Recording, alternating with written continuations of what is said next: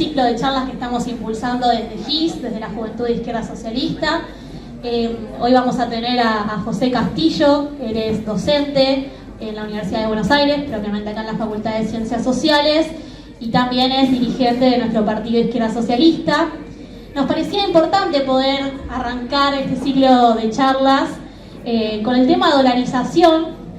Como juventud estamos en un momento complicado, ¿no? Con la crisis que hay del gobierno nacional del Frente de Todos, la gran crisis económica que vivimos todos los días, que no llegamos a fin de mes, y ante tanto cansancio, ¿no? Que tenemos hacia los partidos patronales, tanto de las propuestas, ¿no? Del Frente de Todos y Juntos por el Cambio, sabemos que ha empalmado en un sector sobre todo de la juventud y de la clase trabajadora, propuestas como las que dice Javier Milei de la dolarización como una salida hacia la crisis, que bueno, la idea de esta charla con José es poder desenmascarar, ¿no? Qué quiere decir esta propuesta de Javier Milei de la dolarización, y al mismo tiempo también traer nuestras propuestas, ¿no? ¿Qué proponemos nosotros desde Izquierda Socialista, desde el Frente de Izquierda? ¿Por qué creemos que no es la solución la dolarización? ¿Y qué traemos nosotros como partido y como Frente de Izquierda como salida, como real salida y solución económica para todas las problemáticas y todas las cosas que necesitamos como juventud y como trabajadores? Ante eso, seguir postulando estos tipos de debate. Para nosotros sabemos que estamos inmersos en la campaña electoral y nos parece importante generar todos estos espacios, al mismo tiempo que seguimos postulando que necesitamos que toda la mayor unidad posible, ¿no? Desde la izquierda, de una lista unitaria para poder salir a enfrentar al gobierno nacional, al frente de Todos, Juntos por el Cambio, y al mismo tiempo a los espacios fascistas como Milei. Así que bueno, la idea sería que José pueda comentarnos, ¿no? Que un poco esto de desenmascarar a Milei y al mismo tiempo traer las propuestas que tenemos de Izquierda Socialista del Frente de Izquierda, y después vamos a hacer una ronda de preguntas para que todos puedan participar. Así que bueno, le doy la palabra a José. Gracias. Bueno, buenas noches.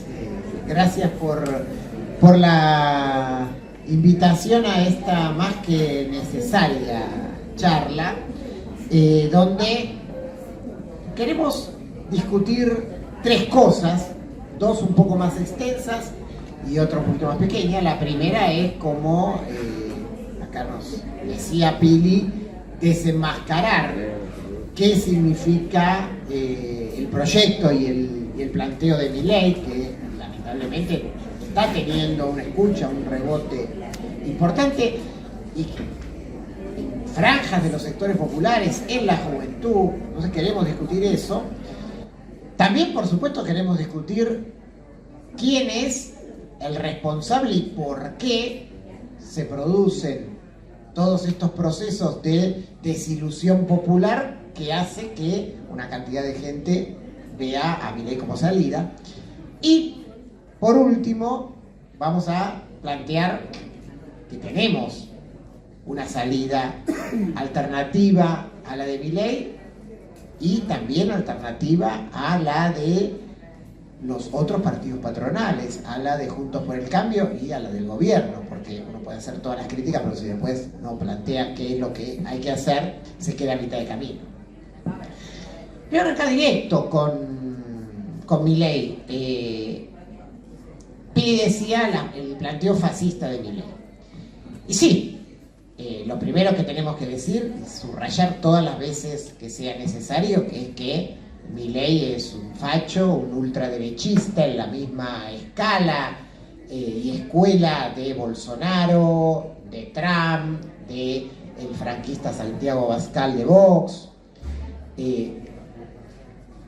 Podemos hacer una larga lista de las barbaridades del programa ultrarreaccionario de Milei, desde sus posiciones antiderechos con respecto a las mujeres y con respecto a las disidencias, su posición racista con respecto a los pueblos originarios, su posición negacionista con respecto al genocidio de la dictadura, o estas barbaridades de políticas explícitas. En algún momento se decía el año pasado que había sido un exabrupto de Milei el plantear que había que legalizar la venta de órganos. Bueno, lo volvió a repetir hace 2 días.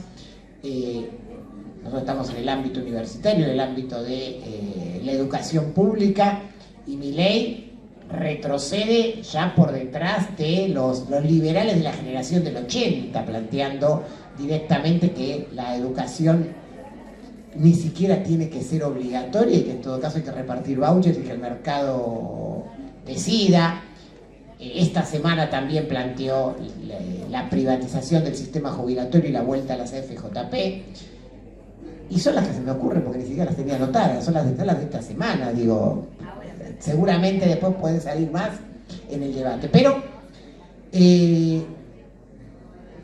además de esto, como hoy vamos a hablar de esto que apareció como la propuesta de la dolarización, tenemos que decir otras cosas, ¿no?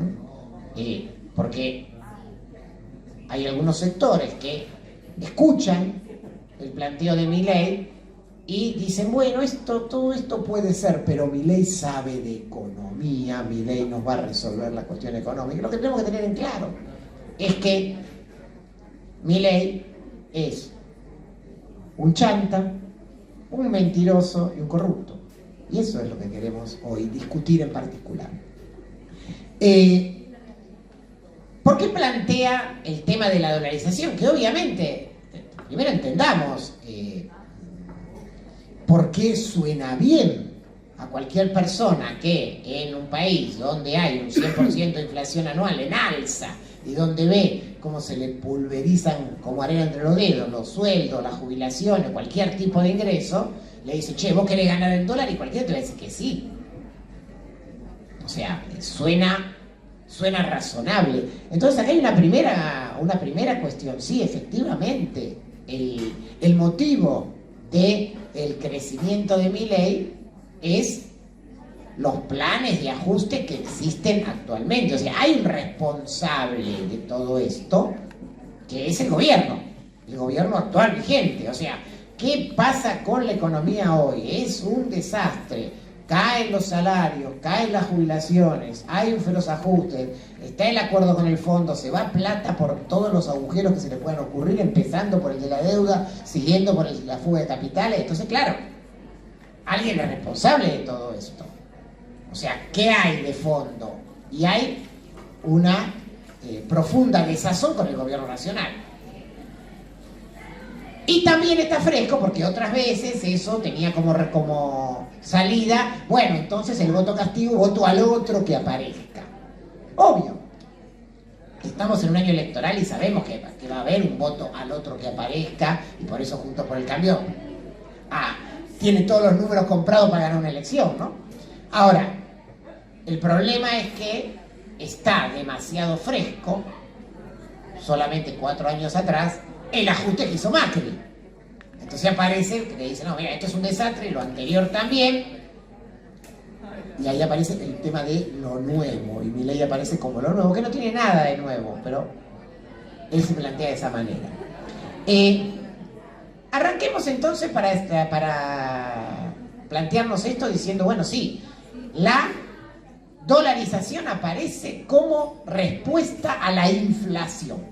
Entonces, primero digamos 2 palabras sobre qué es lo que causa esta feroz y creciente inflación en la Argentina. Nosotros estamos convencidos que hay varias causas en este orden. La causa número 1 tiene que ver con la estructura monopólica, de grandes empresas monopólicas en un montón de sectores que hacen superganancias a río revuelto, a esta altura ya remarcando 3 veces por semana, dando listas remarcadas 3 veces por semana, 3 veces por mes, perdón. O sea, la inexistencia de controles, la mentira de programas como precios justos, precios cuidados o todas las canastitas que pusieron por ahí. Ahí está el primer elemento.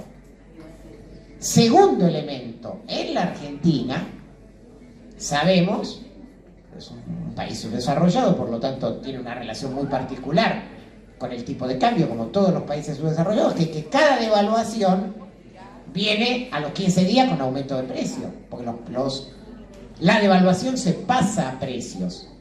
Ahora, ¿y por qué se devalúa la moneda argentina? Se devalúa porque no hay más dólares, porque no hay más reservas. ¿Y por qué no hay más reservas? Bueno, este año porque hubo una sequía. ¿Y el año pasado que no había sequía, qué pasaba? Bueno, pasaba que los 80.000 millones de dólares que recaudaron, que entraron por exportaciones el año pasado, se los fumaron en los pagos de deuda, en la fuga de capital, en tratar de mantener el dólar, y una larga serie de etcéteras que después, pues, si les interesa, la desarrollamos en la pregunta, no es el eje de hoy. Y también hay que decir que hay un tercer motivo de la suba de precios, de la inflación. La suba de precios, de los precios regulados por el gobierno. Porque, ¿qué inflación querés que haya si la tarifa de la luz sube el 80%? ¿Qué inflación querés que haya si tenés 4, 5, 6% el sube de los combustibles todos los meses? ¿Qué inflación querés que haya si el gobierno autoriza a prepagas y a todos los a colegios privados, a todo lo regulado que aumente? ¿Y por qué? De nuevo, porque hay un acuerdo con el Fondo Monetario Internacional que exige hacer eso, explícitamente en el caso de las tarifas. Y también, esto lo hemos discutido mucho, porque al gobierno, esto puede sonar contradictorio, pero lo quiero explicar, al gobierno le conviene la inflación para poder cumplir con el ajuste. ¿Por qué? Porque si el plan del fondo dice bajá salario, bajá jubilaciones, bajá gastos sociales, ¿cómo haces para bajarlo? O lo bajás nominalmente, decís, hoy cobras 100, mañana cobras 90, o seguís cobrando 100, pero te lo licúo con la inflación. Por supuesto, el gobierno no quiere que se le desbande tanto la inflación que llegue a una situación como la actual. Ahora, dejó correr, el año pasado dejó correr mucho la inflación para garantizar el propio ajuste. Entonces, estos son los motivos reales y concretos de la desbocada inflación en la Argentina, que sigue corriendo para arriba. Ahora, los autodenominados libertarios, los liberfachos de Milei, ¿qué dicen? Dicen, no, eso no es así. ¿Saben por qué hay inflación? La inflación es un producto exclusivo de la emisión monetaria, ¿no? Y toman una frase de un economista liberal, Milton Friedman: la inflación es siempre y en todo lugar un fenómeno monetario.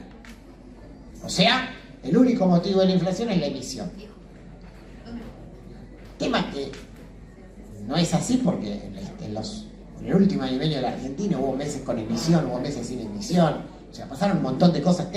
No es eso. Ahora, no me interesa la discusión en este nivel, en esta charla, la discusión técnica de por qué exactamente no es exclusivamente. Sí me interesa marcar qué hay detrás de decir la inflación es producto de la emisión.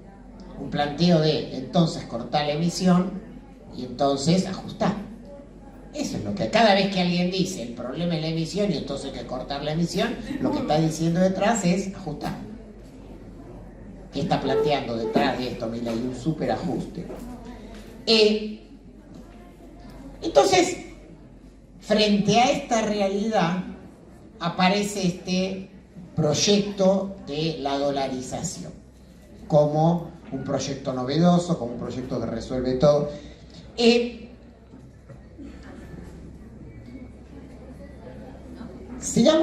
Tratemos de escuchar el discurso de Milei por arriba de todos los exabruptos que dice. Debo limpiarlo un poquito. ¿Qué dice? Él dice, con la dolarización se va a estabilizar y frenar la inflación. Todos vamos a ganar más porque vamos a ganar en dólares. La economía va a crecer y no va a haber más crisis. Son las 4 cosas que dice. Entonces, esto es lo que tenemos que analizar. ¿Va a ser así o no va a ser así? Primero, no está diciendo nada novedoso con su proyecto, porque atar el peso argentino a una moneda internacional, el dólar de Estados Unidos, se hizo en la década de los 90 con la convertibilidad. O sea, la dolarización es peor que la convertibilidad, es una superconvertibilidad, pero se hizo y después vamos a ver entonces cuáles fueron las consecuencias de eso. ¿Hay otros países que tienen sistemas de dolarización? Sí, hay una lista. Ahora, no hay ninguno no hay ninguno del tamaño de la Argentina. No existe país en el mundo de tamaño medio como la Argentina que haya ni siquiera planteado alguna vez la dolarización, y vamos a ver que esto es importante. En Latinoamérica hay 3 países chiquitos que están dolarizados, que son El Salvador, Ecuador y Panamá. En el caso de Panamá, totalmente, los ingresos de Panamá están totalmente atados a las regalías del Canal de Panamá. El Salvador, 100% atado en sus exportaciones, en sus remesas de los salvadoreños que viven en Estados Unidos a los Estados Unidos. Y el caso ecuatoriano lo vamos a explicar después. Sería el más grande, es el país más grande del mundo que tiene dolarización, es Ecuador. Después hay un montón de islitas, ¿no? En general paraísos fiscales, que, digamos, no califican ni siquiera para el análisis, ¿no? Ahora vamos a detenernos un poquito en qué significa esto. Acá se me asustaron algunos que tenía acá al lado cuando venían. Pero lo tenemos que explicar, porque si no, no. Yo dije, acá hay una chantada y hay que explicar la chantada, si no, no. Tiene varios problemas esto. Voy al problema número 1, que es el que quizás más se empezó a hablar en estos días, que es, bueno, perfecto, ¿a cuánto se dolariza? O sea, bien, desaparece el peso y quedan dólares. Hay que cambiar todos los pesos que hay por dólares. ¿A qué tipo de cambio? ¿No? O sea, ¿cuánto?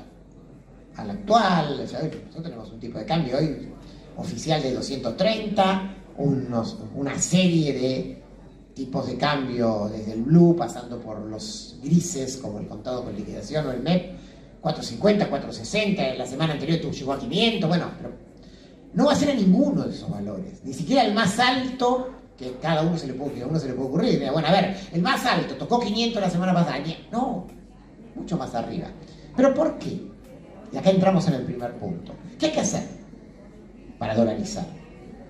Hay que canjear todos los pesos y monedas que están circulando en la economía, más los depósitos por lo menos los depósitos de garantías que están depositados por los bancos en el Banco Central.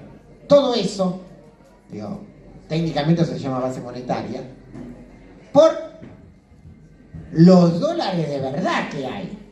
No las reservas teóricas. Las reservas teóricas de la Argentina son 35.000 millones de dólares que igual no alcanzarían para nada.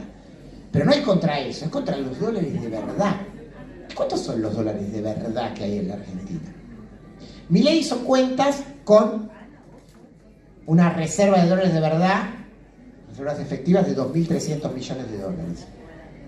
Siendo muy, muy generosos, no hay más de 1.000 millones. Siendo muy, muy generosos. Ahora bien, yo agarro todos los pesos y monedas que andan dando vuelta por ahí, más esos depósitos. ¿Cuántos son? Son 5,2 billones de pesos. 5,2 billones de pesos. Lo tengo que dividir por las reservas que hay. Le creo a Milei, vamos a crearle un ratito, que él decía que hay 2.300, bueno, vamos por ahí, estamos haciendo un tipo de cambio de 2.280 pesos por dólar. No le creo, diga, no, si ya son 1.000 millones de dólares las reservas, bueno, vamos a un tipo de cambio de 5.200 pesos por dólar. Estoy haciendo la división más básica, que es lo que hay, sin que haya ninguna corrida, sin que la gente vaya a sacar todavía la plata del banco, sin que los que tienen la elite quieran cobrar los elites, ¿no? O sea, simplemente, diríamos, casi lo que está arriba de la mesa. O sea, es imposible, aunque todo quede quieto, hacer una convertibilidad a dólar, y la más barata te sale 2.280 pesos por dólar. La más barata. Ahora, ¿qué pasa? Pasa que, aparte de eso, en la Argentina hay nada más ni nada menos que 11 billones de pesos, o sea, más del doble de todo esto que charlamos, en bonos remunerados, LELIQs, ¿no? Las letras que tienen los bancos contra el Banco Central, que las vienen renovando con super tasas de interés y haciendo toda la bicicleta, en pesos. Obviamente, todas esas letras en pesos también hay que pasarlas a dólares. ¿O alguien piensa que se las van a quedar los bancos en pesos? Yo sumo todo eso y entonces me termina dando un tipo de cambio de 7.000 pesos por dólar, o, según otras cuentas, cuando sumo algunas otras cositas más, arriba de 9.000 pesos por dólar. O sea, insisto, y todavía estático, a valores de hoy, todavía sin que está llenada, 9.000 pesos por dólar. Quiere decir que esos dólares que teóricamente se van a cobrar de salarios, ¿de qué estamos hablando? ¿$10 o menos el salario mínimo? ¿$10 o menos las jubilaciones? $20, $30 un salario medio. Digo, los países del mundo más esclavizados, sudeste asiático, por ejemplo, donde nosotros compramos muchas veces cosas hechas en condiciones de semiesclavitud, decimos, en Bangladesh la gente trabaja semiesclavizada porque cobra $100 por mes. Y acá se está haciendo un planteo para cobrar 10. Eso es lo que está diciendo. Pero ahí no termina. Ahí recién empieza. Me pusieron el papelito de 20 acá. Ahí recién empieza. Porque una vez que no tenés más pesos, no tenés, por lo tanto, posibilidad de emisión para financiarte. Entonces, de golpe, de un día para el otro, tenés que reducir los gastos a estrictamente los impuestos que está cobrando. O sea, hacer un ajuste de golpe y llevar el déficit fiscal a cero de un día para el otro, porque no tenés otra posibilidad. Y Milei ahí lo hace muy fácil. Y acá empezamos con la chantada, ¿no? Porque Milei dice, esto es fácil, hay que reducir, yo de entrada, así, de golpe, reformas de primera generación, voy a reducir el gasto público en un 12% del PBI. Y dice, voy a reducir 4% del PBI la obra pública, 4% del PBI las transferencias del Estado Nacional a las provincias. Recordemos que transferencia del Estado Nacional a las provincias es de educación y salud, porque eso está todo provincializado. Y otro 4% del PBI va a ser un achique en subsidios y déficit de empresas públicas que las voy a privatizar todo. Yo ya leo esto y digo, esto es un desastre. Pero encima está mal. Voy a bajar un 4% del PBI el gasto en obra pública. Perdón, toda la obra pública en la Argentina es 1,1 del PBI. O sea, Milei está diciendo cualquier cosa. Está diciendo que vas a reducir más de lo que hay. O sea, no el 100%, el 300% de lo que hay. O sea, obra pública que no existen. Decís que vas a bajar un 4% de la transferencia a las provincias. 1,2 es el total de transferencia a las provincias del PBI. Te sobran 3 puntos. ¿Dónde están los otros 3 puntos? Decís que vas a bajar un 4% en los subsidios y el déficit de empresas públicas. Todos los subsidios y el déficit de empresas públicas es 2,8. O sea, o estás diciendo cualquier cosa, absolutamente cualquier cosa, o en realidad estás escondiendo que el ajuste que necesitas es mucho más grande y va sobre otras partidas que no las estás mencionando. Es eso lo que estás diciendo, claramente. Le dice, bueno, lo que pasa es que los que dicen todo esto no saben leer el balance del Banco Central. Bueno, vamos a leer el balance del Banco Central. Milei dice, no, bueno, a ver, esto está mal, no es así como decimos, no es así. Porque, ¿qué vamos a hacer? Vamos a conseguir un préstamo de 40.000 millones de dólares, 35.000 dice exactamente, y entonces con ese préstamo vamos a volver a tener reserva, y entonces, claro, tenemos más reserva. Mira, perdón, ¿y de dónde vas a sacar a alguien que te preste 35.000 o 40.000 millones de dólares? Y Milei ahí explica la chantada a niveles indescriptibles, porque él dice, vamos a agarrar los activos del Banco Central, los vamos a poner todos juntos como garantía, vamos a emitir un bono nuevo y por arte de magia, no se sabe quién, el mundo nos va a prestar y vamos a conseguir los 35.000 millones de dólares. No, perdón, ¿y me puedes explicar cuáles son los activos del Banco Central? ¿De qué estás hablando? ¿De la computadora? ¿De qué estás hablando? Dice, no. Hay letras intransferibles, se lo explico para que lo entiendan. Cuando la Argentina paga deuda, paga deuda externa, la paga el Estado Nacional. Contablemente, en realidad, le presta el Banco Central al Estado Nacional y el Estado Nacional le queda debiendo al Banco Central. Le da una letra. Obviamente nunca se la va a pagar. Ahora, Milei dice, eso es un activo del Banco Central. Lo ponemos ahí. Cada vez que se emite, el Banco Central le pasa la plata a la tesorería, o sea, al gobierno. Y el gobierno le da un pagaré. Se llama adelanto transitorio. Obviamente, jamás en la historia de la Argentina eso se devolvió, porque en realidad es todo lo mismo, es contable. También lo cuenta como activo.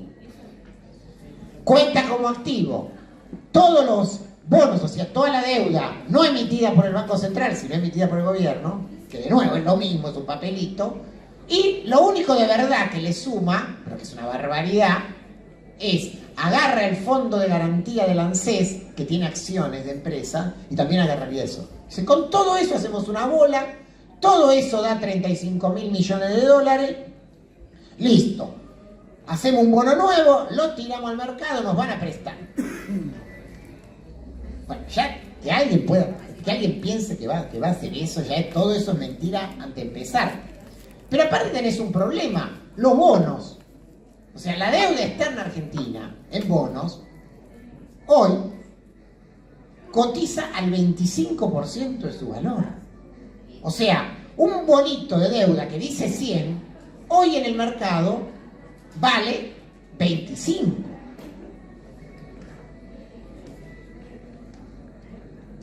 Ponele que por una cuestión de magia lográs que valga 50. Quiere decir que si vos querés 40.000 millones de dólares, tenés que tirar nueva deuda por 80.000, por el doble.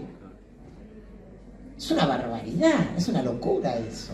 O sea, a ver, no cierra por ningún ángulo que lo querramos mirar.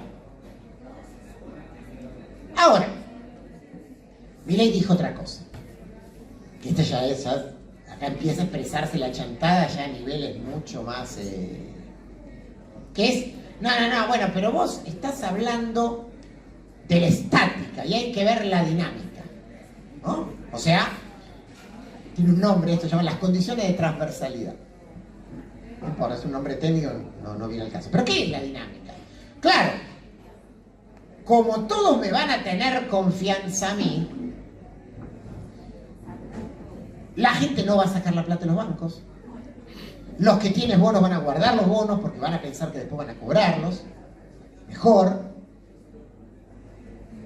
Digamos, ¿cuál es ese? ¿De quién es ese supuesto? ¿Sobre qué se basa ese supuesto? Nosotros decimos que no, que al revés, peor todavía. ¿Por qué? Porque supongamos que, por esas cosas de la brujería, Milei gana las elecciones, asumiría en diciembre. Los bonos, eso que yo les dije que eran 11 billones de pesos, como tienen semejante tasa de interés y están creciendo, en diciembre ya van a ser 28 billones de pesos. Y los pesos y monedas que están circulando, que hoy son 5, en diciembre van a ser 10. O sea, va a ser peor, va a ser el doble. O sea, yo te hago la cuenta de que hoy, si hoy dolarizadas en esas condiciones, lo harías a 9.000 pesos por dólar, pero si vos encima me decís que esto es en diciembre, sería 18.000 pesos por dólar. Porque salvo que alguien piense que todo se congela y que la inflación es 0 de acá a diciembre y nada se mueve. O sea, ¿qué expresa esto? Una absoluta chantada. O sea, porque Milei tira números, dice cosas que no se verifican técnicamente, que esconde en realidad que lo que está planteando es licuar el peso argentino hasta el punto de la hiperinflación, que primero haya una hiperinflación que no quede nada, y después sí, por centavos en todo caso, se hace una dolarización. Que vamos a ver enseguida que es bastante parecido a lo que pasó con la convertibilidad. Ahora, les agrego algunas cositas más para que manejen o la chantada o la peligrosidad y la peligrosidad. Varios no sé, políticos burgueses dijeron, che, pero acá hay un problema, Milei no puede hacer eso. ¿Con qué? No tiene, aunque ganara las elecciones, no tendría la posibilidad de poder imponer eso en el Congreso. Primero y principal porque hacer eso, cerrar el Banco Central, está prohibido por la Constitución, diríamos. El artículo 75 de la Constitución tiene 2 artículos que le prohibirían hacer eso. O sea que tendrían que plantear una reforma constitucional. Y Milei contesta con una barbaridad. Dice, bueno, no importa si yo no lo puedo hacer con los votos en las cámaras. Yo voy a llamar a un referéndum. No a una consulta popular, porque una consulta sería no vinculante, entonces yo llamaría un referéndum. Milei, ¿no leíste? Ni la Constitución, no sabés ni cómo funciona el Parlamento. ¿De dónde sacaste que podés llamar un referéndum? Se vota en el referéndum y eso vale. ¿Dónde está escrito eso? Es una chantada absoluta. O sea, esto no lo podés hacer salvo que estés en tu cabecita con pelos soñando en hacer una cosa tipo Fujimori. Cierro el Congreso y paso a ser un dictador, así que gobierno por decreto.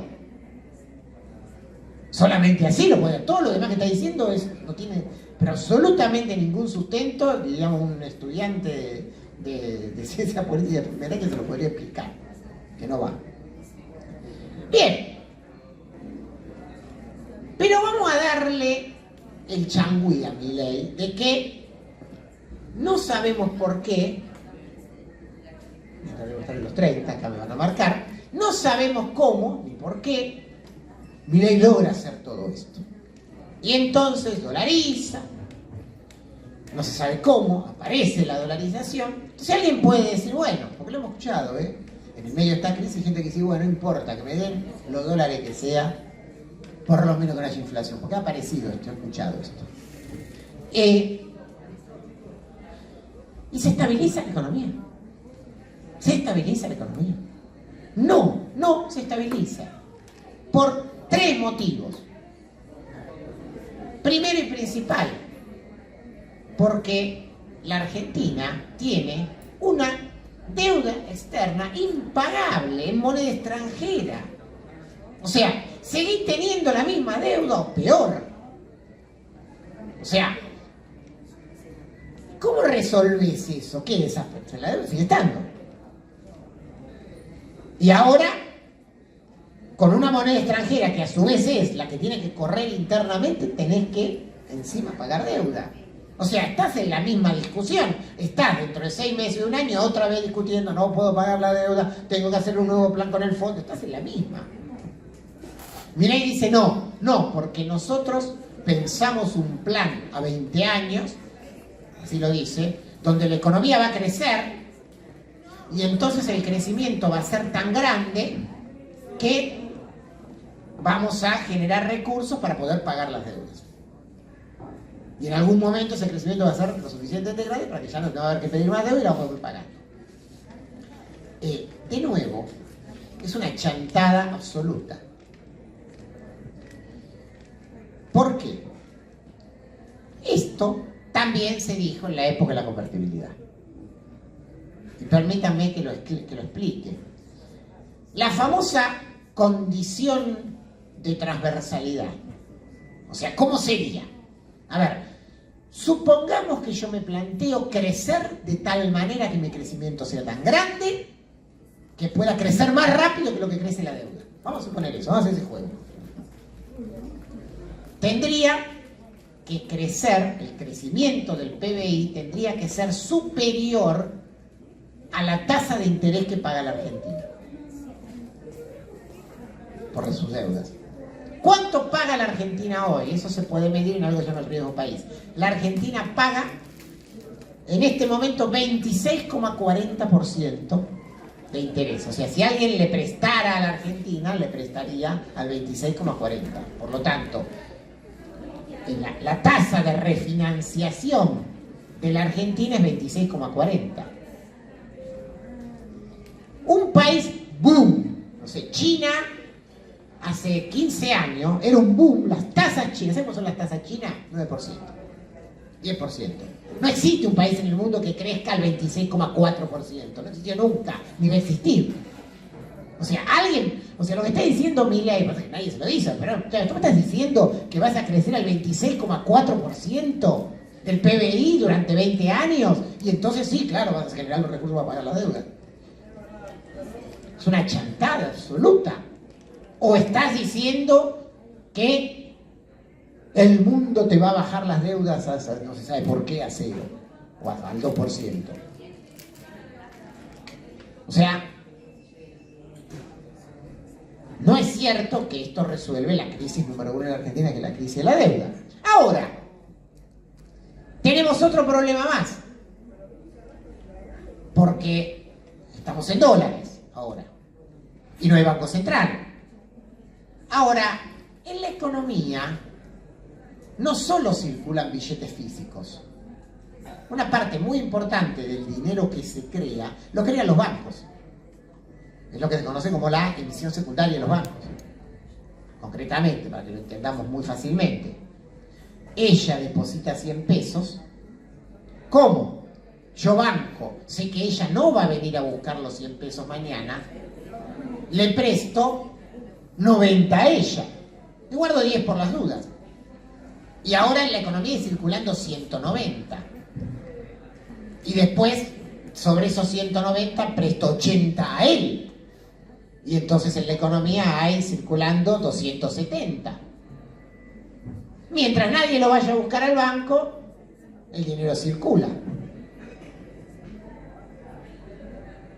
Y de última, si aparece una crisis, todos se dan vuelta y el Banco Central, que es la garantía de los depósitos, dice, bueno, está bien, yo me hago cargo, emito y pago. Otra discusión es que en la Argentina salva al banco y se hunde el depositante. Ese es otro debate, pero aparece la plata.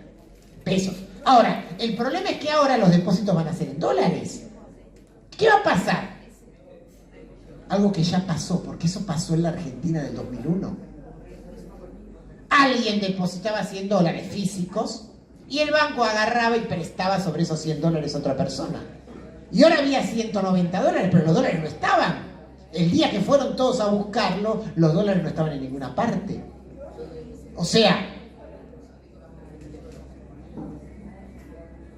la dolarización no elimina la posibilidad de crisis bancaria. Peor, en caso de que haya crisis bancaria, no hay nadie en última instancia que las pueda salvar.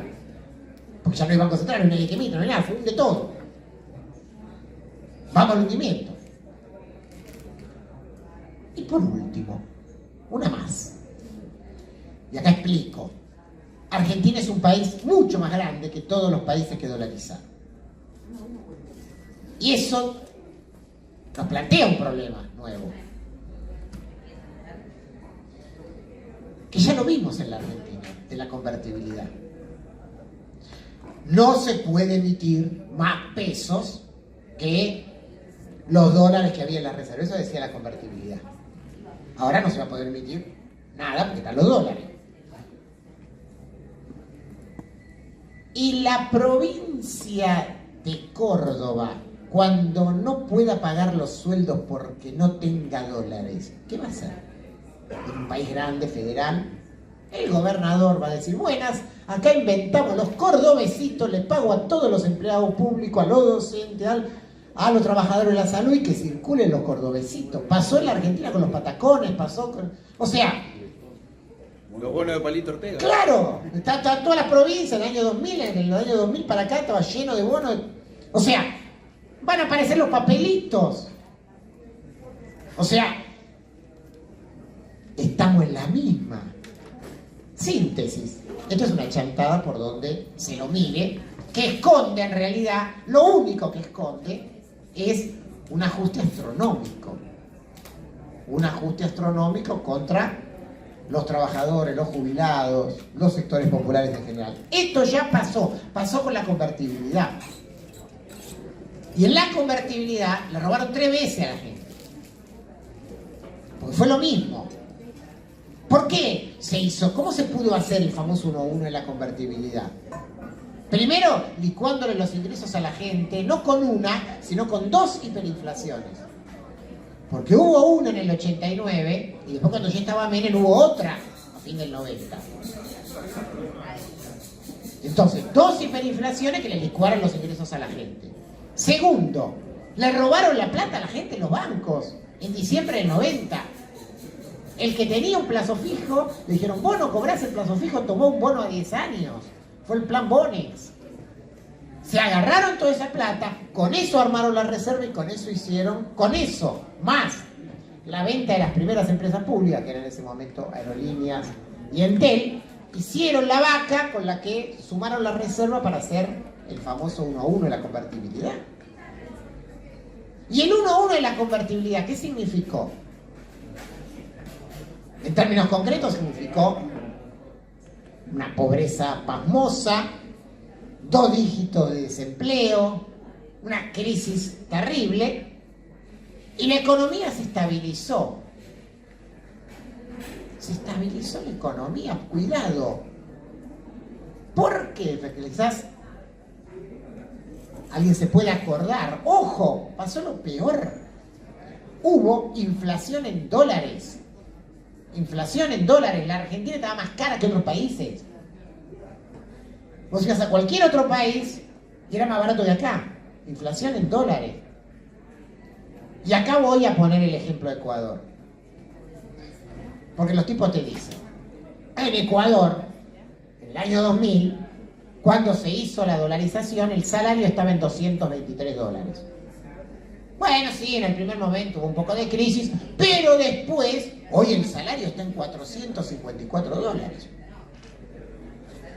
Subió al doble. Entonces lo que está diciendo: bueno, che, bancate el primer momento porque después los salarios en dólares van a subir. Sí, repito, el salario mínimo en Ecuador en el año 2000 estaba a $223. La canasta básica en Ecuador estaba a 234. O sea, con el salario mínimo no comprabas la canasta básica, pero estabas ahí. Hoy, el sueldo mínimo en Ecuador es $454 y la canasta básica en Ecuador en dólares es 744. O sea, tenés inflación interna en dólares. O sea, todo esto ya pasó. Esto es el programa de Milei en concreto. Y esto es lo que hay que discutir. Ahora, dicho esto, y obviamente sumado todos los otros elementos que le agregamos del programa más general de Milei, acá aparece un debate, porque claro, nosotros decimos: esto es una chantada. Ahora, de nuevo, ¿por qué florece esta chantada? Florece por el desastre que han hecho los otros, los que gobiernan. La pregunta sería: ¿y qué van a plantear ahora? Pues la pregunta es esa: ¿y qué es lo que plantean ahora? O los que gobernaron antes, los de Juntos con el Cambio, que están peleados en 6 grupos, pero los 6 dicen lo mismo en términos económicos, ¿eh? Todos dicen un ajuste más rápido y más fuerte que el que se había hecho en el 2015. Por eso, nosotros decimos muy claramente, a ver, hay que salir a disputar esto, obviamente explicando todas estas cosas en los niveles que se puede explicar, pero además contraponiéndoles un programa alternativo. Contraponiéndose un programa alternativo. Sí, la gente tiene razón, che, se me está licuando el salario, ¿qué hacemos? Este me ofrece dolarizar. O le decís, no, te van a dolarizar, pero te van a dolarizar con monedita. Bueno, nosotros decimos, tiene que ser al revés. Tiene que haber un salario igual a la canasta, hay que dar aumento de salario para que el salario esté igual a la canasta familiar y después hay que ajustarlo mes a mes. Las jubilaciones tienen que alcanzar la canasta del jubilado y después aplicar el 82% móvil. Hay que armar un gran plan de obras públicas para resolver el flagelo del desempleo y, si lo haces ordenadamente, también pegado a eso, poder resolver una parte importante del déficit habitacional, construyendo vivienda popular. Hay que fortalecer salarialmente y en infraestructura la educación pública, la salud pública, duplicando, triplicando presupuestos. Ahora, eso, que no lo dice nadie, nos lleva inmediatamente a otra pregunta. Bien, bárbaro, ¿y eso con qué plata se hace?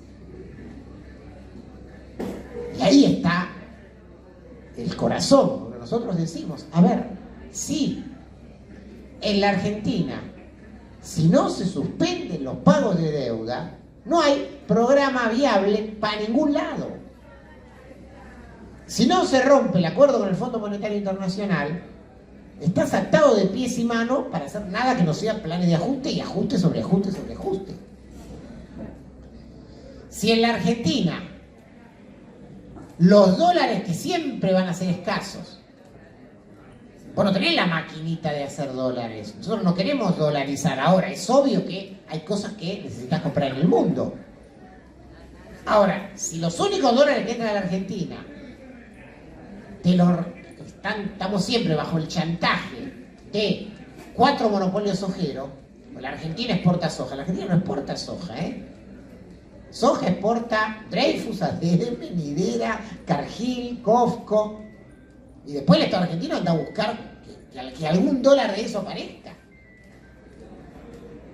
O sea, si no vamos a una, como decimos nosotros, nacionalización del comercio exterior, los dólares del comercio internacional, los que tienen que entrar no van a entrar, y por otro lado, con importación de trucha se van a fugar todo por cualquier lado. Lo de la banca también, es de locos. El tipo de cambio en la Argentina, el dólar oficial está a 2.23. Ahora, vos prendés la televisión y encontrás el blue, el contado con liqui, el MEP. ¿Y eso qué es? Estamos tan acostumbrados que ya esos son todas maniobras bancarias. Comprá un bono valuado en dólares, lo pagás en pesos, automáticamente lo vendés y cobras en dólares.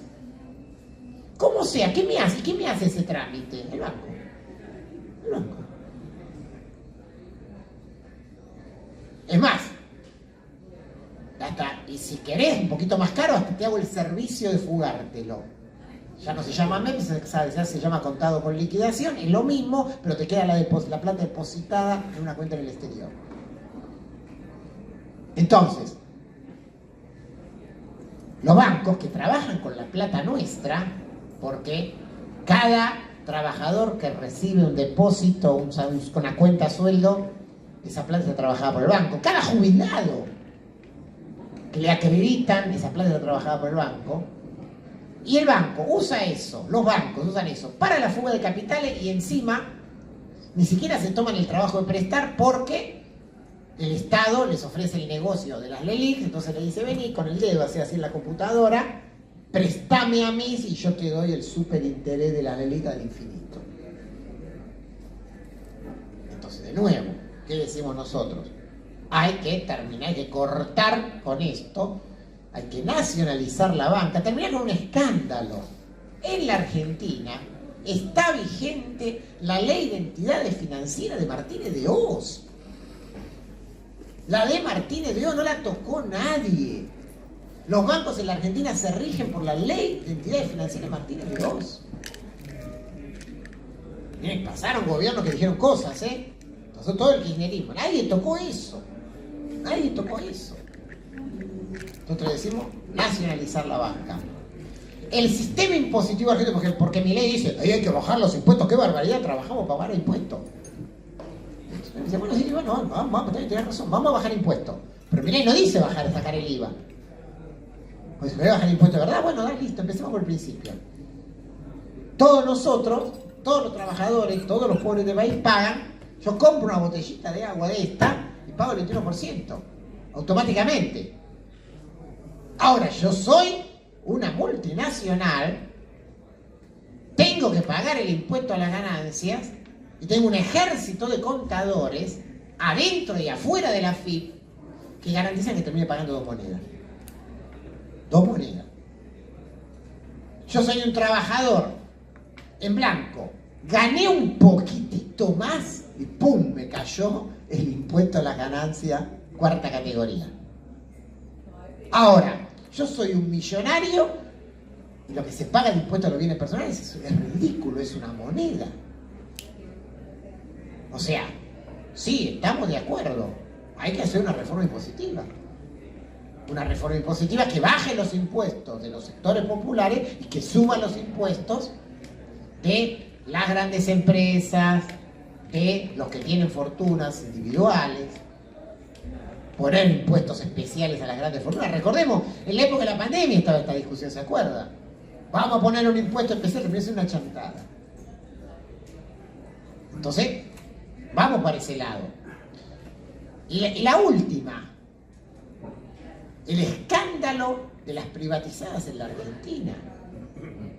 Empresas de servicios públicos que brindan servicios paupérrimos, que se ríen de la gente directamente, como las eléctricas, y que siempre ganan, porque o están cobrando subsidio del Estado o están cobrando tarifa.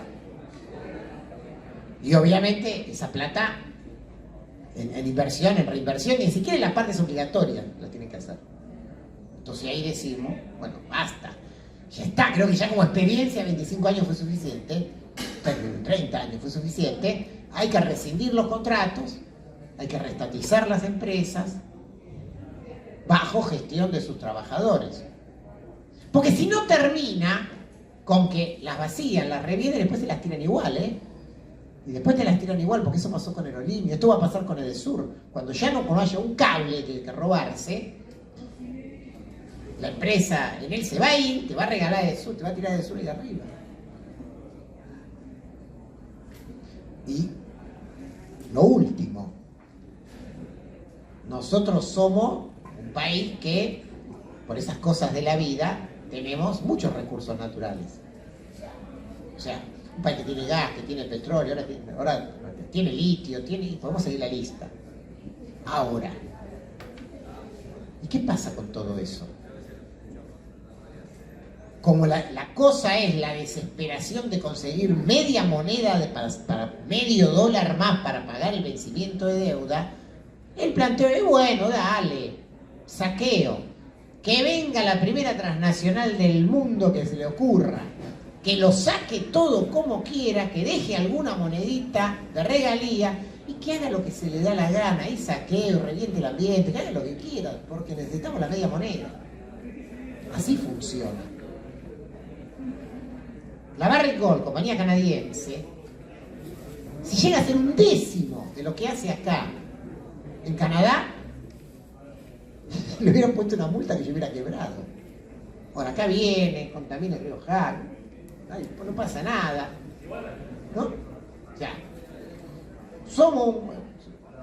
nos cae del cielo en medio de la crisis que el litio parece ser una cosa absolutamente valiosa, bueno, impresionante, bueno. ¿Qué haría cualquiera? Diría, bueno, a ver, empecemos por el principio. nacionalicemos el recurso y después discutamos, a ver, ¿no? A ver cómo mecanismos para que esto se pueda hacer sin que genere contaminación, charlemos con las comunidades, veamos, agreguémosle valor. ¿Por qué no nos planteamos de acá 15, 20 años hacer pilas nosotros? No, el planteo no, bueno, que lo saquen ahora rápido porque necesitamos la moneda ahora. Y dale, vení, llévatelo como sea. Y que vuele todo por el aire, ¿no? Vaca muerta es otro ejemplo, ¿no? Digo, es más grande todavía. De esto estamos hablando, entonces, nacionalizar los recursos, recuperar los recursos. O sea, eso es lo básico de nuestro programa de emergencia. Y nosotros decimos, esto es lo que queremos plantear. Esto es lo que hay que contraponer a las ultraderechadas de Milei y a el ajuste permanente repetido, digamos ya, repetido y agudizado que está planteando y está ejecutando el peronismo y Juntos por el Cambio. Así que por ahí nos parece a nosotros que hay que empezar a debatir, hay que empezar a discutir y bueno, y fundamentalmente en este momento que estamos en un momento, diríamos, de año electoral, hay que discutir esto a fondo. Nosotros, yo termino con esto, estamos absolutamente convencidos que en la Argentina, si no hay un gobierno de la izquierda y de los trabajadores, un gobierno de todos los demás, de los que ya gobernaron, o del que aparece como nuevo, pero en realidad dice que su modelo de gobierno es Mendicaballo, o sea, es el peor de toda la lista, por ese lado no hay ninguna salida para los trabajadores. Y sí, el proyecto de la izquierda dice una cosa más, que es muy importante entenderla.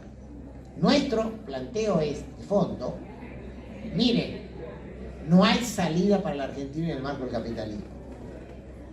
El marco del capitalismo en la Argentina no se va a desarrollar, no tiene salida, lo único que queda es más saqueo, una economía de enclave, alguno que saquee algo, que se robe algo el próximo mes, pero vamos a seguir cada vez peor. Y si tuvimos primero 20% de pobreza, después 30%, después 40%, ahora estamos en 50%, y vamos a estar dentro de 8 años discutiendo 60, 70 y así sucesivamente.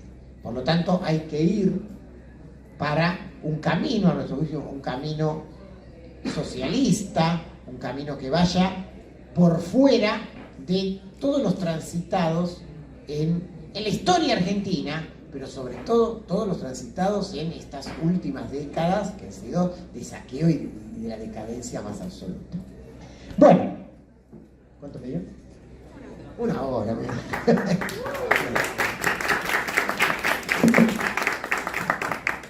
Bueno, muchas gracias, José. Bueno, abrimos a preguntas, intervenciones, seguramente hay muchas dudas.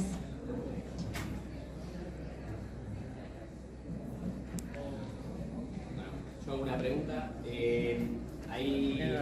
Para que se escuche en la grabación.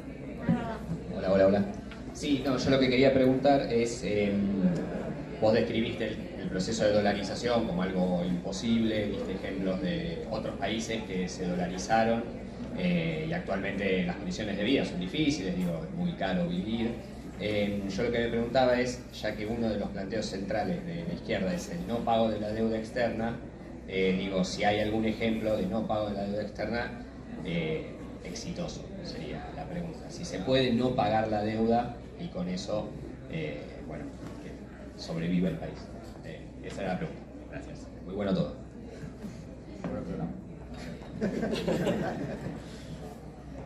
¿Alguna pregunta, intervención? Yo tengo una en realidad. De acá sale. Bueno. No, digo, ya que el mundo obviamente se rige por el dólar, ¿no? O sea, como que es la moneda madre central de toda la economía global. Pero ¿qué pasaría si en el caso, por ejemplo, de Argentina, dentro de este contexto, de un marco, un contexto de un gobierno capitalista, obviamente, ¿no? ¿Qué pasaría si en vez de apostar al dólar se apuesta a la apreciación de otra moneda? Por ejemplo, vos nombrabas a China recién, ¿no? La moneda china, que económicamente a nivel mundial es la que más o menos como país le compite a Estados Unidos hoy en día, entre comillas, ¿no? Vamos a decir. ¿Y qué condiciones se tienen que dar para que pase eso? Para que haya una apreciación de una moneda como tipo de cambio global. ¿Cómo nos veríamos parados ante eso? ¿Alguna pregunta más? Si hay una más. Sí, son un poco varias. Primero me quedó la duda, mientras estabas hablando, José, de qué es lo que determina la tasa de los intereses de los países. O sea, ¿quién lo fija? ¿Cómo se fija? Y lo siguiente tiene que ver con, quizás lo mencionaste y yo de economía soy un queso,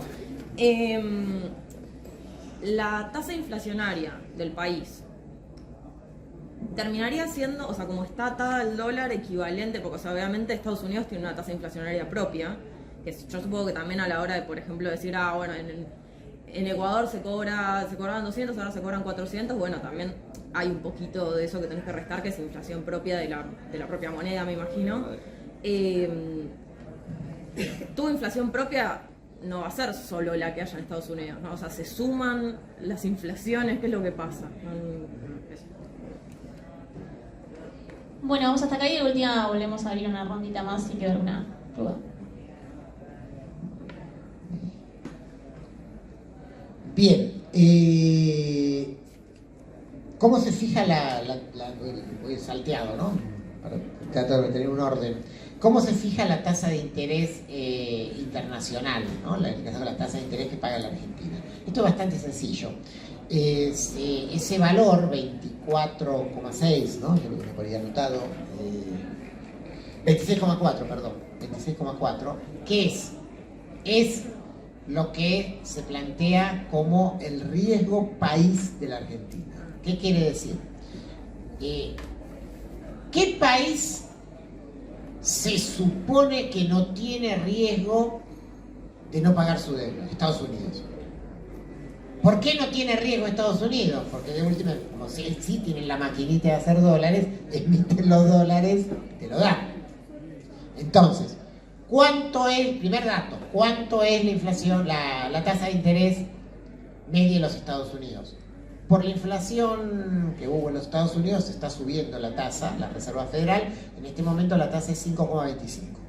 O sea, Estados Unidos le sale 5,25% anual endeudarse.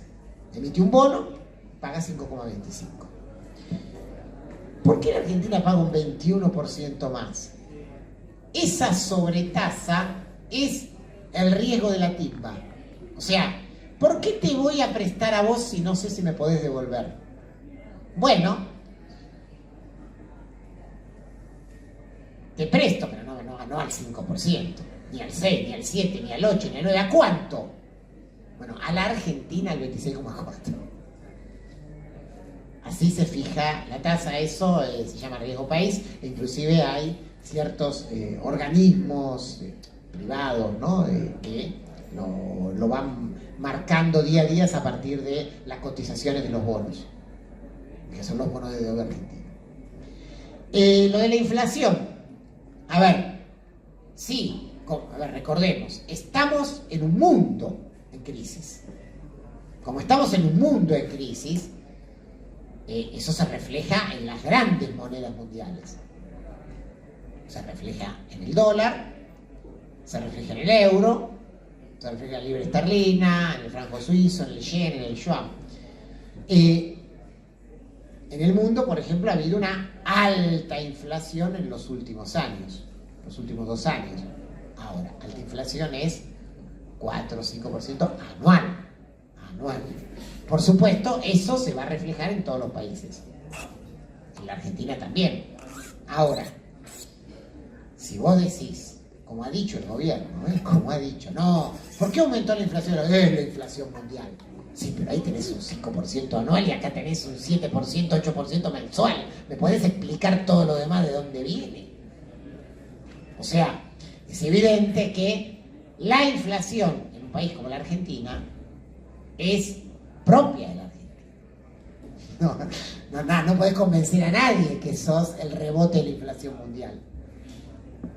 Ahora, acá hay un tema que me gustaría hipotetizarlo un poquito más, ¿no? Porque no hablemos No nos comparemos con Estados Unidos. Nosotros tenemos una inflación del 100% anual. Y Uruguay, Bolivia, Paraguay, Chile, Perú, Brasil tienen inflación del 6% anual. O sea, lo que nosotros tenemos en un mes, ellos lo tienen en un año. ¿Qué pasa en la Argentina? O sea, es evidente que hay algo argentino en esto. Es evidente. Uno podría decir, bueno, la estructura de los precios está monopolizada en la Argentina. Sí, en Uruguay también. En Bolivia también. En Perú también. O alguien se cree que ahí rige otra cosa. Los grandes monopolios están en todas partes. Y hacen los negocios que hacen en todos lados. En la Argentina si garantizan la tasa de ganancia que necesitan con la inflación. ¿Por qué? Y acá hay algo muy profundo, que tiene que ver con el planteo de Milei, con el planteo del FMI. ¿Qué es lo que diferencia a la Argentina de Chile, de Perú, de Brasil, de Bolivia? Que en la Argentina hay un conjunto de leyes sociales que no hay en esos países. Entonces, ahora se fue Falabella de acá, ¿no? Pero estaba Falabella en Chile, le pagaba 2 monedas a los empleados que tenía en Chile. Y con condiciones de trabajo ultra flexibilizadas. Acá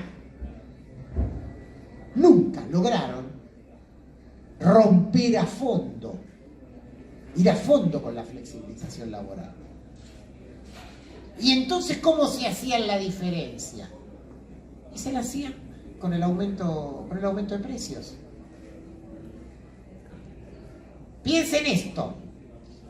Cuando después del 2001 la economía crece, los primeros años se recuperan primero los niveles de empleo, los salarios estaban por el piso, año 2002, 2003. ¿Qué pasó? Empezaron a haber luchas.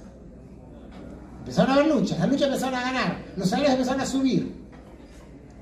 ¿Qué pasó a partir del 2006? Los empresarios empezaron a trasladar esos aumentos a los precios. Automáticamente. Entonces, yo no voy a perder. Vamos para arriba. Eso es una especificidad argentina. Por eso, si uno mira el programa de la Unión Industrial Argentina, el programa de la Sociedad Rural, el programa del Fondo Monetario Internacional es la flexibilización laboral. Y hay que entender bien a fondo de qué estamos hablando en esto. Porque claro, sí es verdad que hay una parte que a esta altura es el 50% del mercado de trabajo que está flexibilizado. Porque está trabajando tercerizado en negro. Eso es cierto. También es cierto que dentro del mercado de trabajo en blanco hay varios gremios que ya entregaron montones de condiciones y están flexibilizando de hecho un montón de cosas. Sin embargo, en la Argentina sigue habiendo ley de contrato de trabajo. Miren, cualquier persona en la Argentina pierde el trabajo, y si tiene espalda para aguantar un par de años, va a un juicio laboral y lo gana. Porque lo ganan por la ley. Por supuesto, la mayoría no tiene espalda y tiene que arreglar. Pero existen esas leyes todavía en la Argentina. ¿Cómo las llaman las patronales? Industria del juicio. Hay que liquidar eso. Entonces liquidamos eso, ¿no? Liquidamos las cargas sociales, liquidamos el seguro de desempleo, liquidamos todo, y ahí está. O sea, y entonces igualamos a la Argentina en su tasa de explotación al del resto de los países de Latinoamérica. Y ahí va a bajar la inflación. En definitiva, esa es la discusión. Yo creo que ahí hay una cuestión muy profunda con el porqué de la inflación argentina, que está atada 100% a la lucha de clases. En definitiva, una Argentina, una clase trabajadora argentina que ha resistido, porque desde los 90, ¿no? O sea, en el medio de los 90, Menem no pudo meter la reforma laboral. De la Rúa no pudo meter la reforma laboral. Que no quiere decir, insisto, no quiere decir no flexibilizó, porque siempre se está flexibilizando. O sea, la de fondo, vamos con todo liquidamos la legislación laboral argentina. Esa es la discusión. O decir, a ver, ¿cuáles son las reformas estructurales? Siempre son las mismas, ¿eh? Las reformas estructurales en la Argentina es volver a privatizar las jubilaciones y la reforma laboral. Eso dice, y después una reforma impositiva para darle más beneficios a las patronales. Siempre bueno por lo mismo. Siempre estamos en la misma.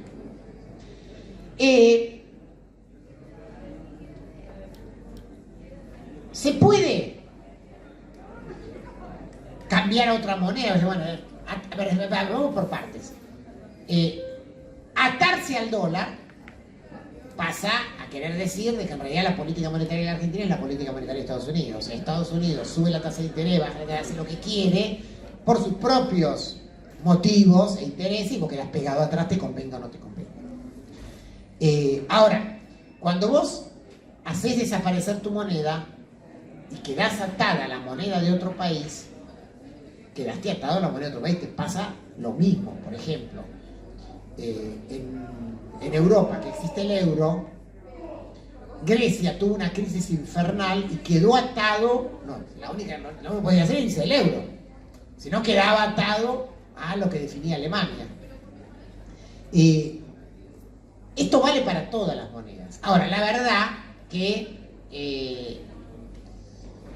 si bien obviamente todos sabemos el crecimiento del poderío de China en términos de comercio internacional y de finanzas internacionales, el dólar es el 75 el 80% de todas las transacciones.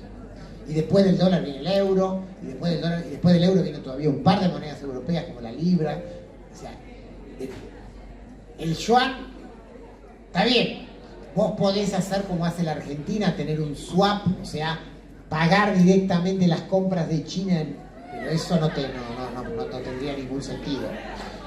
En todo caso, pero en otro marco, porque recordemos, el problema de la Argentina no es la moneda, sino son todos estos desequilibrios. Sí, yo digo, a ver, bueno, ¿no? ¿Queremos ir a otra cosa? Vamos a otra cosa. Suspendamos los pagos de la deuda en toda Latinoamérica, armemos un club de deudores y hacemos una moneda latinoamericana. Tipo euro, pero latinoamericano. Ahí sí puede ser. Pero primero tiene que ser lo otro. Podría ser. Si yo tuviera que pensar, bueno, a ver, el peso no va más, bueno, listo, vamos a otra moneda. Listo, ¿qué manera? Llevamos una moneda latinoamericana. Pero primero tenés que hacer un equilibrio, tenés que hacer el equilibrio. Digamos, si no resolves el tema de la deuda de Latinoamérica, entonces lo mismo. Pero esa sí podría ser. Yo esa la compro, digo, bueno, vamos a hacer un banco latinoamericano. Se habló, ¿no? El Banco del Sur y la moneda, sí, hagámoslo, no hay ningún problema, parece bárbaro. Ahora, empecemos por el principio. ¿Cuál es el problema que tiene Latinoamérica? Ahí, el problema que tiene Latinoamérica es la deuda. Si Latinoamérica de conjunto deja de pagar la deuda y arma un club de deudores, y sí, puede ser, ¿por qué no? Un banco latinoamericano, una moneda latinoamericana, puede ser. Pero en ese marco. Un marco, claro. Claro. Lo del no pago, siempre lo contesto en varias dimensiones. Alguien podría decir, primero, ejemplos de países que dejaron de pagar la deuda, desde ejemplos explosivos hasta ejemplos chiquitos. Hay un libro de Cameron Reinhardt, una economista yankee, que cuenta desde el siglo XIX para acá 800 ejemplos. O sea, hay 800 ejemplos. Desde el que dejó de pagar en medio de una revolución, hasta el que lo hizo de callado y vergonzosamente porque se quedó sin plata, el que volvió a pagar a los 3 meses, al que estuvo 3 años sin pagar, ¿no? O sea, hay de todos los ejemplos. Uno podría decir, bueno, hay ejemplos exitosos, bueno, prácticamente no hay revolución que no haya en algún momento suspendido los pagos de la deuda y eso fue un elemento muy fuerte de su despegue. Esa podría ser una respuesta. Pero ojo, porque también podríamos decir, bueno, pero entonces tiene que haber, no sé, una revolución socialista triunfante para dejar de pagar la deuda. Ojo, ¿por qué? Porque nosotros tenemos un ejemplo muy cerquita acá en la Argentina. Muy cerquita. O sea, en el argentinazo, el 2001, se dejó de pagar la deuda, y hasta lo gritó ahí Rodríguez arriba del escenario en el Congreso, se puede ver en YouTube, se dejó de pagar. Ahora fíjate, ni siquiera se dejó de pagar toda la deuda, se dejó de pagar un pedazo sustancial de la deuda. Y la Argentina no pagó deuda 2002, 2003, 2004, 2005, empezó a pagar de vuelta en el 2006 y empezó a pagar de en serio ya en cantidades importantes a partir del 2008-2009, ¿no? Bien, cuando los kirchneristas se llenan la boca diciendo y nosotros salimos de la crisis, crecimos y había superávit gemelo y se recuperó el salario, la primera cuestión es, sí, ¿por qué tenía superávit fiscal? ¿Por qué no estabas pagando la deuda? ¿Y por qué creciste? ¿Por qué no estabas pagando la deuda? Sí, claro. Estaba Duhalde, en marzo del 2002. La Argentina todavía se estaba en medio del incendio. Y Duhalde, hay un libro de Remenidikov, ¿no? Que lo cuenta Remen en el libro, dice. Y dijo, no podíamos parar el quilombo, ¿y qué hicimos? Y yo, bueno, listo, ¿no? A la Kennedy. Listo, vamos, mañana. Que vengan todos los desocupados, hagan cola y le vamos a dar un plan a cada uno. De un día para el otro dimos 2 millones de planes. Que eran a valores reales, cobraban más de lo que se cobran ahora los planes, ¿eh? Plan jefas y jefes de hogar, 2 millones. De un día para el otro. No era el IFE que se cobra una vez, era todos los meses. Entonces la pregunta es, che, ¿y dónde sacó la plata Duhalde para hacer eso? Y de todo lo que tenía presupuestado, porque en el presupuesto del 2002, que se había votado en septiembre del 2001, había un 20% del presupuesto que era para pagar deuda. Eso no se usó, porque la deuda no se estaba pagando. Bueno, y ahí hay un elemento muy importante, la reactivación de ese periodo. Entonces, uno para discutirle a los kirchneristas, cuando Alberto Fernández decía, porque yo sé cómo salí de la crisis, porque yo era el jefe de gabinete, el secretario, que no me acuerdo que era de Kirchner, yo sé. Bueno, me parece lo mismo. Dejar de pagar, suspender los pagos de deuda. Si hubiera suspendido los pagos de deuda, eso solo, mira lo que estoy diciendo, eso solo. No todo nuestro programa, eso solo. Hubiera dejado de pagar la deuda, suspendido los pagos de deuda en el año 2010, en diciembre del 2019, y despegaba la economía en el 2020-2021. Después, por supuesto, como todo lo que decimos nosotros, si eso no está en el marco de un plan integral, digamos, aquel Kirchner con la baña, en realidad se la pasó todos esos años tratando desesperadamente de ver cómo encajaba para poder pagar de vuelta, hasta que lo terminó encontrando con el canje. Pero en los papeles no le estaba pagando, y eso fue lo que le permitió a la Argentina crecer en esos años. La Argentina volvió a crecer en esos años, mejoraron los salarios, todo lo que charlamos antes. ¿Por qué? ¿De dónde salió la plata? Era esa plata. ¿O alguien se piensa que si la Argentina hubiera pagado los vencimientos que tenía que pagar en el 2002, 2003, 2004 y 2005, hubiera pasado lo que pasó? Se hubiera dado ese crecimiento. No, hubiéramos seguido para abajo. Entonces, es muy profundo, porque lo que nosotros decimos cuando decimos suspender los pagos de la deuda no es la medida de máxima para la revolución socialista mundial. No, es la primera medida que puede tomar cualquier gobierno para zafar el mes siguiente. Hasta el año pasado ya un gobierno hundido, en 3 años de gobierno. Si el año pasado, cuando fue el acuerdo con el fondo, el año pasado, el Frente de Todos dejaba de pagar la deuda, y hubiera crecido. Y a lo mejor no estaba yo, y hoy no estaría con 3 monedas de reserva. Hoy estaría con 30.000 millones de dólares de reserva. Y estaría zafando. Pero no lo hicieron. Porque están absolutamente jugados en última instancia, están atados, son agentes, y acá lo digo así medio consignísticamente, pero es así, son agentes del capitalismo imperialista, que están para eso. No sé si me quedo algo, creo que no. Bueno, ¿alguna pregunta que haya quedado? ¿O algún comentario más?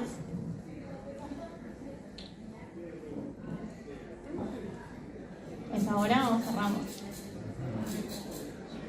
Allá hay una mano. Ah, sí. Mati, vení para acá. Y no se escucha. Bueno, habla porque estamos grabando. Para que se escuche. Acercate ahí.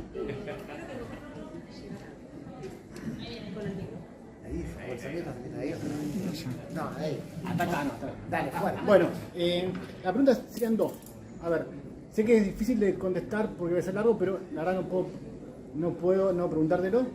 Se habló bastante acá del tema de Ecuador, ¿no? Y Ecuador, que dolarizó su economía, tuvo al menos 10 años uno de estos gobiernos que se llaman progresistas, antiimperialistas, y durante 10 años no volvió, digamos, no revirtió esta dolarización. ¿Por qué? Bueno, ahí sería una cosa. Y la segunda, quizás también esto, ¿qué pensás vos sobre, bueno, acá hacemos una charla muy interesante sobre Milei y sobre todo esto, digamos, nosotros pensamos que a la derecha hay que combatirla, al fascismo se lo combate. ¿Cómo ves, qué reflexión se puede hacer de cómo por ejemplo, en Argentina tenemos al peronismo, estos sectores progresistas, cómo si realmente lo enfrentan o es un discurso y no mucho más, ¿no? Eso solo.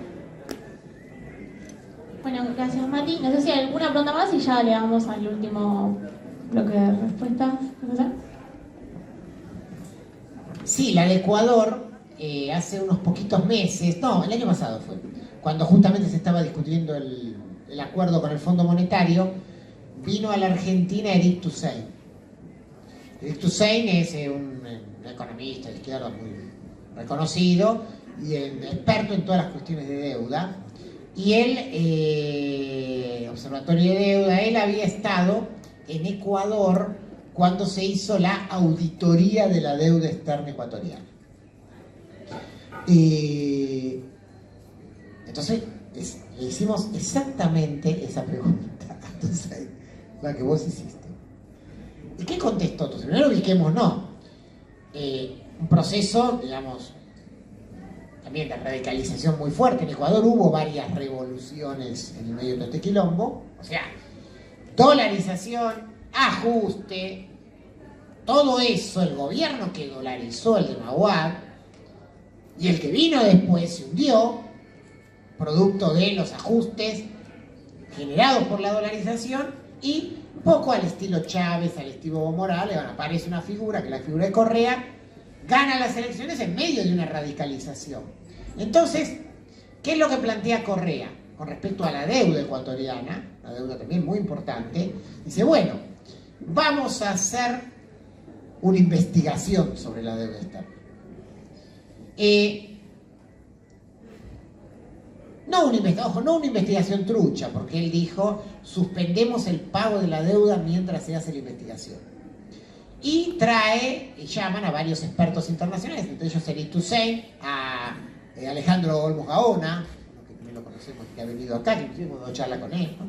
Son los dos grandes que estudian y demuestran la truchada de la deuda ecuatoriana. De la misma manera que acá está el fallo Ballesteros, o sea, eso se demuestra en la auditoría de la deuda que hace esta gente. Terminada la auditoría esa, bueno, ¿qué pasó después? Entonces me dice, bueno, y después lamentablemente,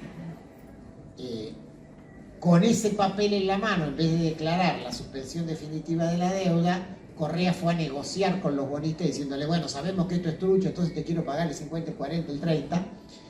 Y le preguntamos, bueno, ¿está eso? Digo, ahora, esto está muy atado al tema de la dolarización. Y Toussaint fue muy estricto, claro, en eso. Dijo, sí, yo le planteé a Correa que esto no tenía salida si no dábamos marcha atrás con la dolarización. ¿Qué pasó? Y no lo pude convencer, y entonces renuncié. Dijo Toussaint. Y ahí terminó. Y ahí terminó la intervención de Toussaint en Ecuador. En ese año, creo que estamos hablando del año 2007, por ahí, ¿no? O sea, sí, claramente los que hacían ese estudio estaban diciendo acá, estamos atados de pies y manos, hay que salir de la dolarización, y Correa explícitamente, a pesar que estaba dentro de las recomendaciones que le hacía este comité, él no salió. Y en cierta forma, Toussaint dice, y este fue el comienzo del final de Correa. Eso, y empezar a canjear deuda y volver a pagarla, fue el comienzo del fin de Correa.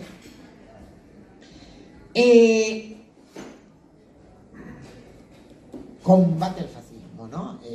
También, ahora me voy a remitir a otra charla que hubo acá. No habla por ahí cuando fue el año pasado,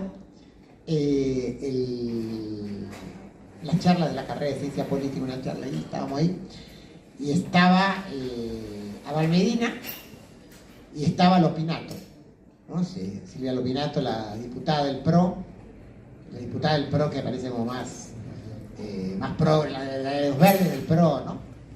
Y entonces yo arranqué con todo el tema Milei y claro, sí, claro, todos eran qué barbaridad Milei, primera parte. Ahora, después, cuando vos decías, bueno, pero ¿y por qué ustedes no salen a diferenciarse? Y ahí aparece que en realidad es un qué barbaridad retórico. Vamos a lo concreto.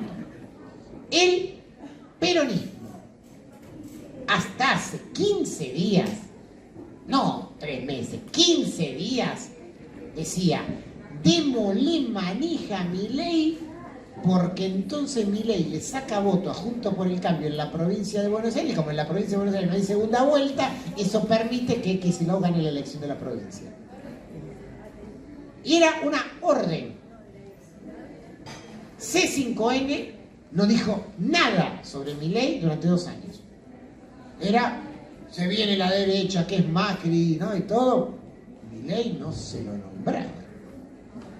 Se asustaron cuando empezaron a tener encuestas hace 15 días que decían Milei está creciendo en el tercer cordón del conurbano. Entonces ahora, de golpe, apareció Milei por todos lados. Pero esa fue. El peronismo de la provincia de Buenos Aires le consiguió la legalidad a Milei para que no se presentara. Uno de los sellitos, partido, no sé cómo se llama, Unión Popular, esos sellos que tienen de plástico en la provincia de Buenos Aires, se los regalaron a Milei. Milei nunca juntó la ficha de la provincia de Buenos Aires. Le regalaron la legalidad, porque les convenía que se presentara, porque entonces le dividía los votos. Varios de los dirigentes de Milei en muchos lugares del país vienen del peronismo, vienen del Frente de Todos. Perdón, Ramiro Marra, legislador de la ciudad de Buenos Aires, legislador número 1, 2 elecciones atrás estaba en la boleta de Massa. Estaba en la boleta de Massa, cuando Massa se presentaba separado. Entonces, eso por el lado del peronismo. Por el lado de Juntos por el Cambio, ya lo sabemos directamente que es el coqueteo para que entre. Lo hicieron hasta un último momento. Y lo hacen todos. Porque entró Esper ahora y enfila todos los partidos Juntos por el Cambio, incluyendo al radicalismo, incluyendo a la coalición cívica. Sí, por supuesto que venga todo bien. Y si por ello fuera, si lo lograran meter a Milei, pero bien porque no quiere entrar él.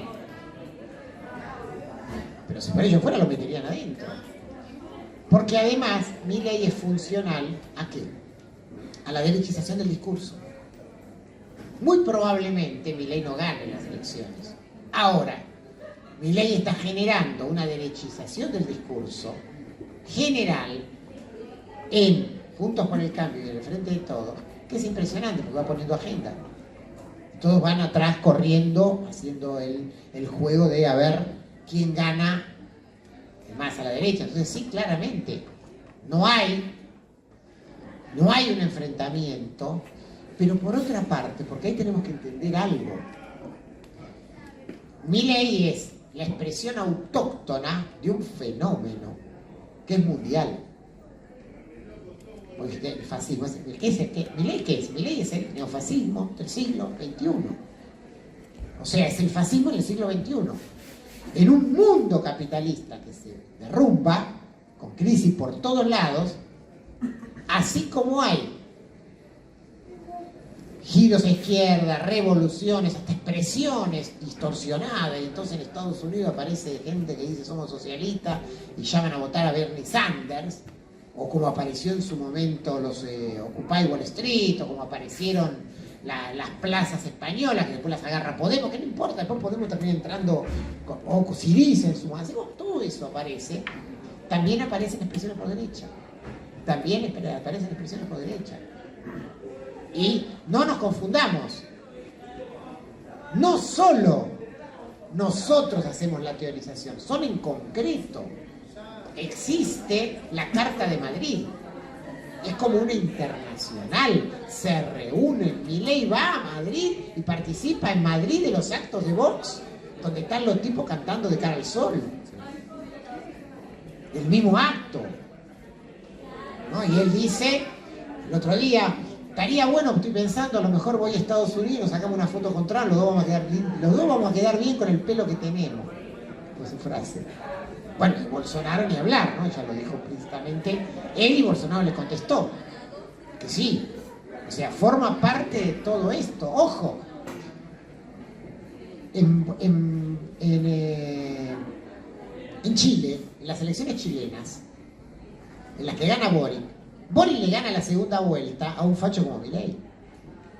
En Colombia, en las elecciones gana Petro le gana la segunda vuelta a un facho como Milei.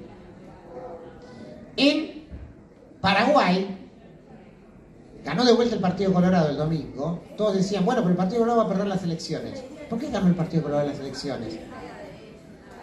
Porque el que salía segundo sacó mucho voto menos, porque salió tercero con el 20% de los votos en Paraguay, un facho. Y encima tenían un cuarto facho que era Chilaver, que no lo votó nadie. Pero a Chilaver no lo votó nadie porque tenían otro para votar, que decía soy como Milei. Hay que entender esto es parte de un fenómeno más general. Y obviamente, bueno, acá vayamos a la teoría, ¿no? O sea, el fascismo es el último recurso de la burguesía. Es decir, ante la crisis es eso, es un programa de guerra contra la clase trabajadora, que al final solo se puede poner en marcha con violencia y represión. Así que es eso. Bueno, un aplauso grande para José.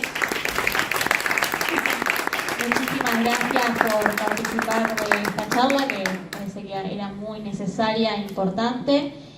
Como les decía al comienzo, esta es la primera de unas charlas que vamos a estar realizando en todo el mes de junio en distintas facultades de la UBA. La semana que viene a las 19 horas vamos a realizar una charla sobre el debate de la educación, el financiamiento que tiene la educación pública por responsabilidades tanto del Frente de Todos como de Juntos por el Cambio, y discutiendo sobre la propuesta de los vouchers y privatización que tiene Milei, y ahí bueno, también metiendo nuestra salida desde Izquierda Socialista en el Frente de Izquierda, al mismo tiempo que seguimos impulsando en toda la Universidad de Buenos Aires y en todas las instituciones donde estamos nuestra campaña unitaria de Izquierda Socialista. Tenemos que seguir puntualizando en que necesitamos que el Frente de Izquierda salga unificado con una fórmula única de Bregman Solano que seguimos impulsando en nuestro partido.